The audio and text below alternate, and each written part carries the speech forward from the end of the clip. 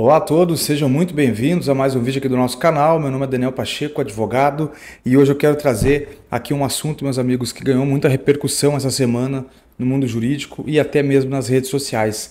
A Lei 14.713 de 2023, que altera a guarda compartilhada, altera a lei da guarda compartilhada. É assim que vulgarmente está sendo chamada essa lei. Mas será que é isso mesmo? Quais são essas alterações? Quais foram essas alterações? Será que nós temos motivos para comemorar?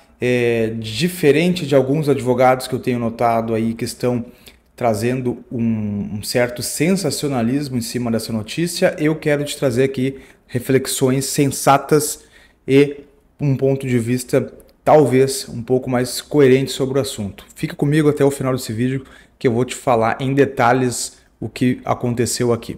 Meus amigos, foi publicado dia 31 de outubro, então, essa lei, a 14.713, que é uma lei com 2 artigos, é uma lei para alterar outras leis, basicamente, e ela traz ali 2 artigos, como eu falei, e em um deles ela altera o parágrafo 2º do artigo 1584 do Código Civil, que é onde trata um dos parágrafos do artigo que trata ali de uma questão relativa à guarda e guarda compartilhada, unilateral, enfim. E ela incluiu, ou seja, ela criou o artigo 699-A do Código de Processo Civil para falar ali sobre um rito processual. Então, meramente processual, uma questão que o juiz vai ter que, um cuidado que o juiz vai ter que tomar ali em relação às audiências de família, eu vou falar com você sobre isso. Mas o que especificamente essa lei alterou e por quê? Eu quero entender com vocês o porquê, ou melhor, eu quero refletir com vocês o porquê que tem tanto advogado repercutindo essa notícia, tantos psicólogos, tanta gente preocupada, tanta gente fazendo aí sensacionalismo, alarmismo em cima dessa notícia, dessa alteração dessa lei. E eu vou já te adiantando que nada mais é do que balela, papo furado, não vai trazer reflexo algum no mundo real, a não ser para aquelas pessoas que fazem mau uso da lei e aí trazer isso aí de forma negativa, infelizmente. É a minha opinião. Você acha que é diferente disso? Coloca aqui nos comentários, vamos debater respeitosamente sobre esse assunto. Estou aberto aqui para isso. Mas vamos lá. O artigo 1584 do Código Civil, ele diz o seguinte: a guarda unilateral ou compartilhada poderá ser, e aí o parágrafo 2º, que é o objeto da alteração, já vou ler ele aqui e te dizer as minhas considerações. Quando não houver acordo entre a mãe e o pai quanto à guarda do filho, encontrando-se ambos os genitores aptos a exercer o poder familiar, será aplicada a guarda compartilhada. Meus amigos, vírgula, tá? Até aqui, nada de novo, tudo igual. E isso foi mantido na redação do parágrafo 2º do 1584, ou seja, a guarda compartilhada continua sendo a regra no nosso sistema jurídico. Então, quem está dizendo que não existe mais guarda compartilhada, com todo respeito, não entende de nada. E outra, vou aqui ser duro nesse vídeo, sim. Eu vi diversas publicações, diversos posts aqui, falando que essa é uma lei contra o pai, ou melhor, que agora o pai não vai mais ter direito à guarda compartilhada. Como assim, gente? Esse parágrafo aqui não alterou em nada a relação pai ou mãe. Isso aqui se aplica para ambos os genitores, desde que haja, e aí vem a parte final do parágrafo, que é onde houve alteração, que é quando não vai ser aplicada a guarda compartilhada, quando houver elementos que evidenciem a probabilidade de risco de violência doméstica ou familiar. E quem é que disse que é só o homem que comete violência doméstica ou familiar? A mulher não pode cometer violência doméstica ou familiar?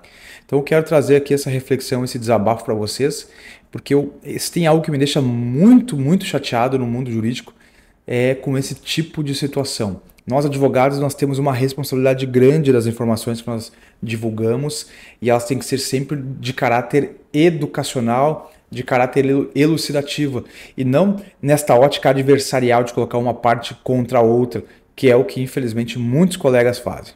Meus amigos, então vejam que o parágrafo foi alterado aqui é que existe agora a possibilidade de não mais ser atribuída guarda compartilhada nos casos em que houver evidências, ou melhor, elementos que evidenciem a probabilidade de risco de violência doméstica ou familiar.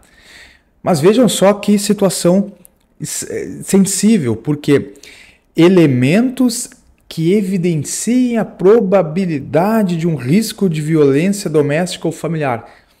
Muito subjetivo, extremamente subjetivo, quem é que vai ponderar isso, né?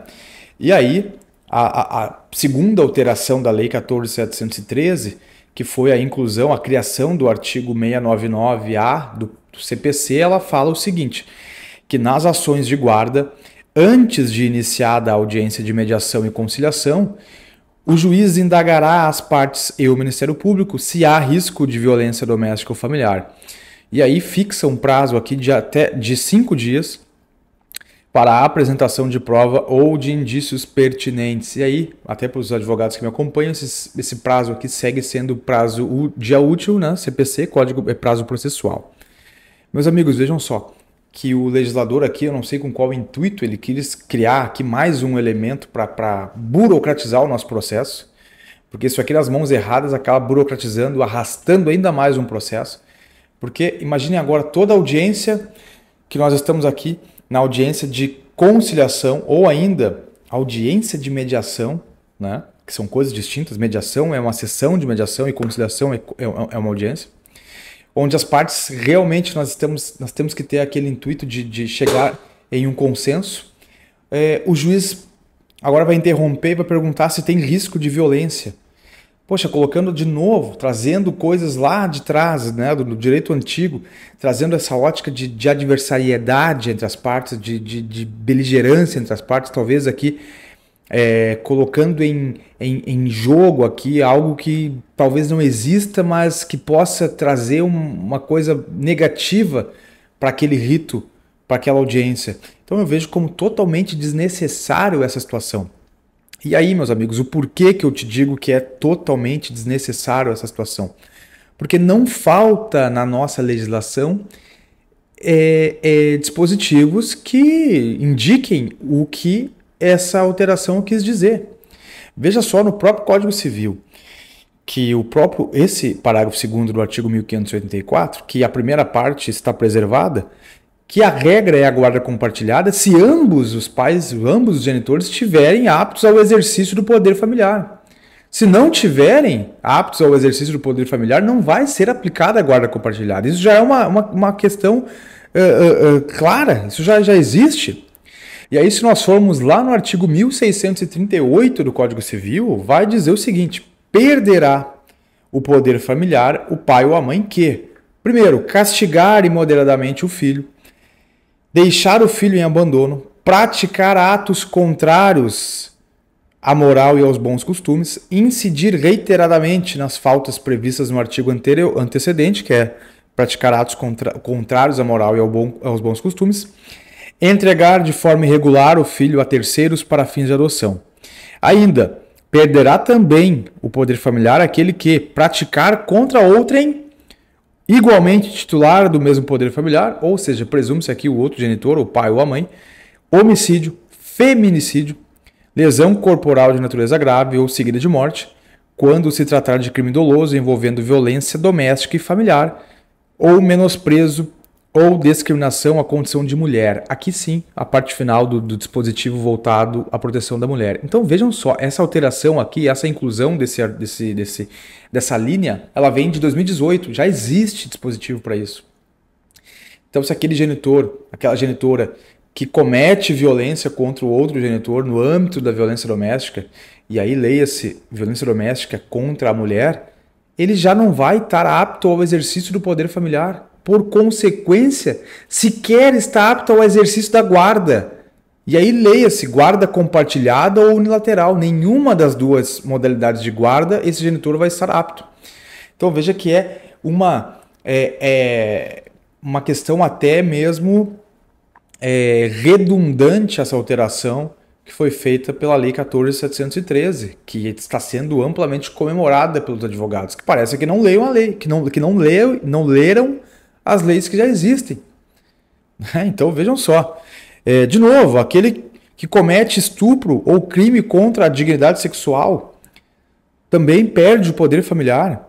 Aquele que comete agora diretamente contra o próprio filho, homicídio, feminicídio, lesão corporal de natureza grave ou seguida de morte, quando se tratar de crime doloso, quando se tratar de crime doloso envolvendo violência doméstica familiar ou menosprezo à condição de mulher, também no âmbito da violência familiar e doméstica contra a filha, mulher, vai perder o poder familiar. Então, nós já temos a mesma previsão que foi alterada, nós já temos aqui no próprio Código Civil. Ainda, eu vou te trazer aqui outra lei. A Lei 14.344, apelidada de Lei Henry Borel, né? Todo mundo sabe o caso da criança aí, Henry Borel, que aconteceu.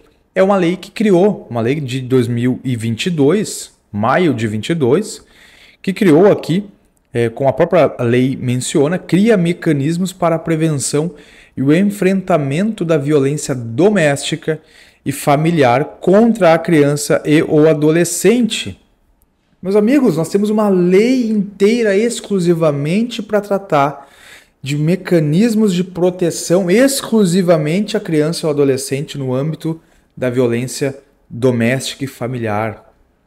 Uma lei muito bem escrita, muito bem redigida, inclusive, que infelizmente não é aplicada na maioria das vezes. Eu posso falar isso com experiência própria. Eu tenho casos aqui no escritório onde eu já diligenciei a delegacia da criança e do adolescente com provas robustas da condição da criança, da condição do adolescente, pedindo medidas cautelares em prol do adolescente, e os juízes e os delegados simplesmente, não vou poder falar a palavra que me veio à cabeça aqui agora, mas não deram a mínima importância para isso.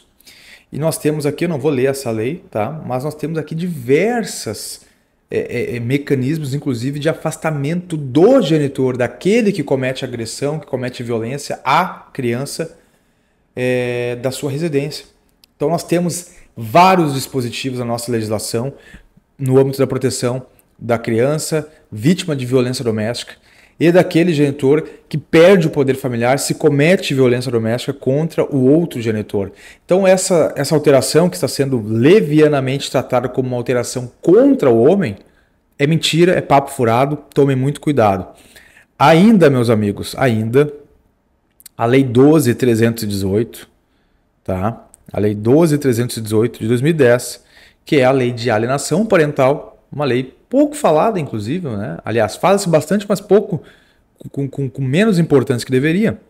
Ela teve também uma alteração em 2018 pela Lei 14.340, que, lá no seu artigo 4º, parágrafo único, diz o seguinte: assegura-se à criança ou ao adolescente e ao genitor garantia mínima de visitação assistida no fórum em que tramita a ação ou entidades conveniadas com justiça, ressalvados, aí vejam só, ressalvados os casos em que há iminente risco de prejuízo à integridade física ou psicológica da criança ou do adolescente, atestado por profissional, eventualmente designado pelo juiz para acompanhamento das visitas. Então, meus amigos, eu podia citar aqui o Estatuto da Criança e do Adolescente, a Constituição Federal, outras leis esparsas que nós temos aqui. Não é necessário, vocês já entenderam o que eu quero dizer muito claramente. Não nos faltam leis na nossa legislação. Nos faltam a aplicabilidade dessas leis. E infelizmente, e hoje o meu vídeo aqui é em tom até de desabafo, eu estou nervoso com essa situação, porque eu sou um advogado muito... como é que eu posso te dizer? Eu sou uma pessoa que batalha e milita no âmbito da causa da criança e do adolescente, e eu odeio oportunistas. Não gosto de advogados oportunistas, pessoas que vêm aqui e pegam leitura de lei e distorcem isso para fazer videozinhos, para se promoverem, para ganhar like, para ganhar curtidas e seguidores.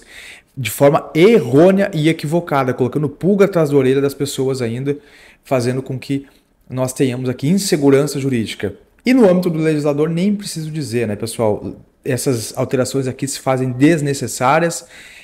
Não nos faltam leis, nos faltam são juízes corajosos a ponto de aplicar as leis. Então, meus amigos, tá aqui a minha reflexão e as minhas considerações acerca dessa alteração, entre aspas, na lei da guarda compartilhada. Espero que vocês tenham gostado. Se gostaram, deixe seu like, inscreva-se aqui no canal e qualquer dúvida, entre em contato aqui conosco pelo WhatsApp do escritório. É sempre um grande prazer poder trocar ideia com vocês. Um forte abraço e até o próximo vídeo.